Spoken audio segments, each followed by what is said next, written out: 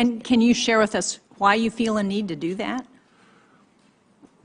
Well, you know, for the same reason we're worried about foreign influence in elections. We want to make sure that during an election, I think spying on a political campaign is a big deal. It's a big deal.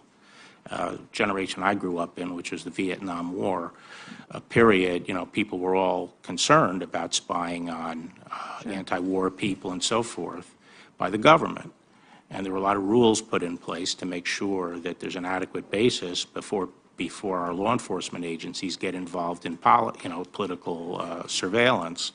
I'm not suggesting that those rules were violated, but I think it's important to look at that. And I'm not talking about the FBI necessarily, but intelligence agencies more broadly.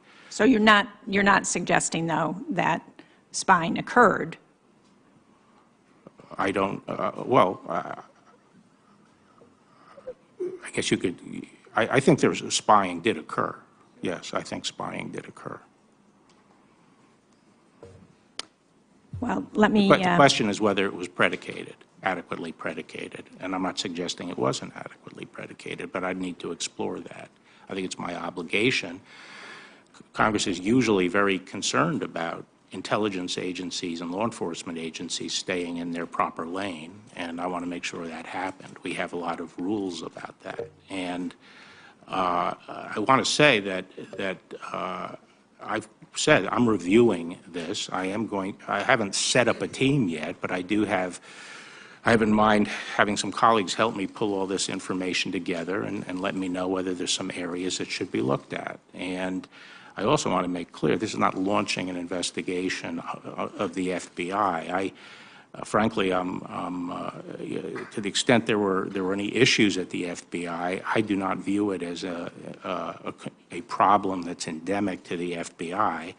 I think there was probably a failure among a group of leaders there at the upper echelon, and so I don't like to hear attacks about the FBI because I think the FBI is an outstanding organization, and I think Chris Wray is a great partner for me. I'm very pleased that he's there as the director, and if it becomes necessary to look over some former officials' activities, I expect that I'll be relying heavily on Chris and work closely with him in looking at that information. But that's what I'm doing. I feel I have an obligation to make sure that government power is not abused. I mean, I think that's one of the principal roles of the Attorney General.